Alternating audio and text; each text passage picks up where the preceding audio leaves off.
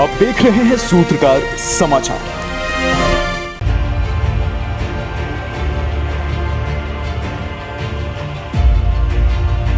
नमस्कार, मैं प्रेरणा चौरसिया, आप देख रहे हैं सूत्रकार समाचार। इस वक्त हम मौजूद हैं राजभवन के समीप और यहाँ पे एक बार फिर से 1932 ओबीसी आरक्षण और मॉब लिंचिंग को लेकर के राज्य सरकार और राजभवन के बीच में जो है वो सरगर्मी तेज़ होते हुए नज़र आ रही है। आपको बता दें, पिछले दिनों 10 जून को समन्वय समिति की एक बैठक हुई थी जिसके 3 बहुत महत्वपूर्ण मुद्दे थे। 1932 का खतियान, मॉब लिंचिंग और ओबीसी आरक्षण को लेकर के।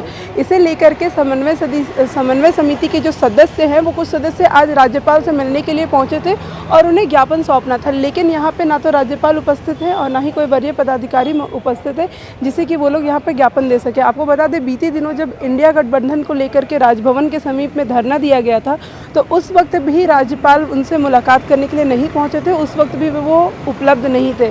ऐसे में राज्य सरकार के जो समन्वय समिति के जो सदस्य हैं वो यहाँ पे पहुँचे हैं। आप खुद देखिए कि उन्होंने क्या कुछ कहा है। समन्वय समिति की रिसीविंग इन्होंने यहाँ पे कांस्टेबल से करवाई है क्योंकि किसी भी वरीय पदाधिकारी के नहीं होने के कारण इन्हें यहाँ से निराशा हाथ लगी है और इन्हें राजभवन के अंदर जाने की अनुमति भी नहीं दी गई है। जहाँ तक हम लोगों का विषय है वो सीधा विषय ये है कि जब राजभवन को कोई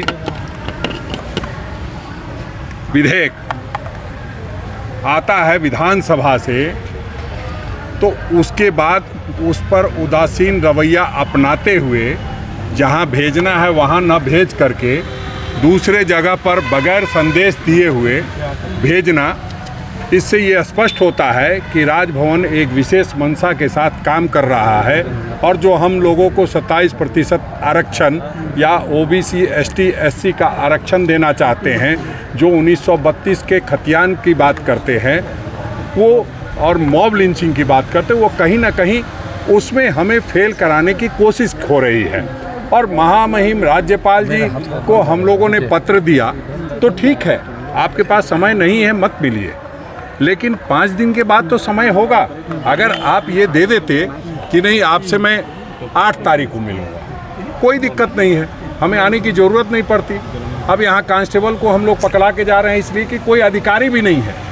राजभवन में पहली बार ऐसा देख रहा हूँ कि कोई एडीसी नहीं, कोई ओएसडी नहीं, कोई पीएस नहीं, कोई भी कार्यालय का आदमी आकर के ये मेमोरेंडम को ले लेता तो उसमें कहीं कोई दिक्कत की बात नहीं थी। हम लोगों ने रिसीव करा दिया है, निश्चित रूप से महामहिम के संज्ञान में जाएगा और मैं उम्मीद करता हूं कि 3 दिनों के अंदर में जब महामहिम लौटेंगे तो इन सारे विधेयकों को उचित माध्यम से उचित जगह पे भेजने का काम करेंगे। और संदेश चर्चा की गई थी, उन्हीं मुद्दों को लेकर हम आज राजभवन को पास हम लोग पहले से ही इसके लिए पत्र जैसे विनोद जी ने बताया उनको दिया गया था, समय नहीं मिला। और आज जैसे कि राजेश ठाकुर ने बताया कि कोई ओएसडी कोई सेक्रेटरी नहीं और हम लोग कांस्टेबल को हम लोग इसको हम लोग दे करके जा रहे हैं। आप इसी से साफ समझ लीजिए कि न कहीं राजभवन पॉलिटिकल अपने किसी पॉलिटिकल पार्टी को लाभ पहुंचाने के लिए कहें या पॉलिटिकल पार्टी के इशारे के अनुसार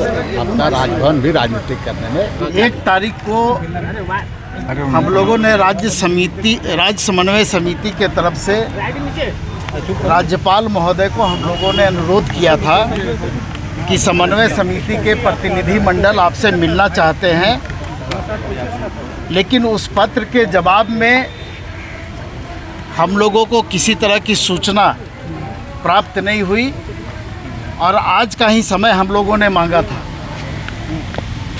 आज राज्य समन्वय समिति के प्रतिनिधि मंडल आपके समक्ष हैं। हम लोगों ने जब राज्य भवन से इसकी सूचना प्राप्त करनी चाहिए तो उन्होंने स्पष्ट तौर पे कहा कि महामहिम यहाँ उपलब्ध नहीं है और ओएसडी लोग भी छुट्टी पे हैं। सबसे बड़ी बात है कि राज्य समन्वय समिति के तरफ से 2 दिन पहले हम लोगों ने राजभवन को सूचना दी थी कि हम लोग 3 तारीख को मिलना चाहते हैं और गंभीर विषय है और इस गंभीर विषय से पूरा झारखंड राज्य और झारखंड राज्य के वासी प्रभावित हो रहे हैं। लेकिन उसके बावजूद भी हम लोगों को राजभवन के तरफ से समय नहीं उपलब्ध कराया गया और जब हम लोग यहाँ पहुँचे तो स्पष्ट तौर पे ये कहा गया कि ओएसडी और सभी वरीय पदाधिकारी भी छुट्टी पर हैं। लगातार सरकार और राजभवन के बीच में जो सरगर्मी तेज हुई है, वैसे में इन्होंने 1 सितंबर को राज्यपाल को सूचना दी थी कि वो समन्वय समिति के जितने भी सदस्य हैं वो उनसे 3 सितंबर को मिलने के लिए आएंगे।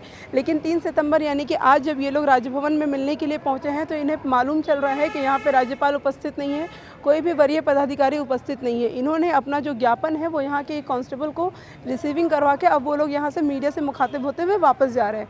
अब देखना ये है कि जिस तरीके से बिना किसी त्रुटि या बिना किसी कारण के विधेयक को लौटा दिया गया था और उसके बाद आज फिर से ये ज्ञापन सौंपना कहाँ तक सफल रहता है और क्या कुछ निष्कर्ष निकल करके सामने आता है।